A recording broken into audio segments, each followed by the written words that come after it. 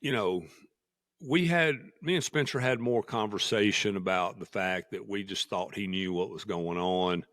And I could see there was a front that was supposed to come through on Thanksgiving night. And so I decided that on Wednesday before Thanksgiving, it was warm, and I just got up that morning and went in about 10 o'clock and put up a ground blind. And I put What it made you put up the ground blind versus so just staying? because the south wind out of the lock on wasn't working because he wasn't coming in the daylight on the Yep. south Okay. wind, and on the north wind, I felt like I was so exposed, and even though we were using ozonics, when you're down in that low area, if we'd have been up on the ridge or even the side of the ridge, but there just wasn't, it was all pastures on top. You just about had to you either had to fix a place in the head of one of those draws to get up out of it, or you just had to get down there in it.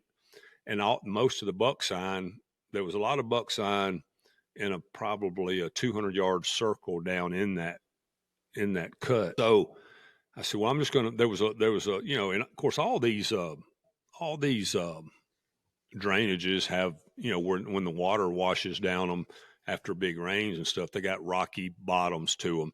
I decided to get on the opposite side of the drainage and put that ground. There was just a little shelf there, and put the ground blind in.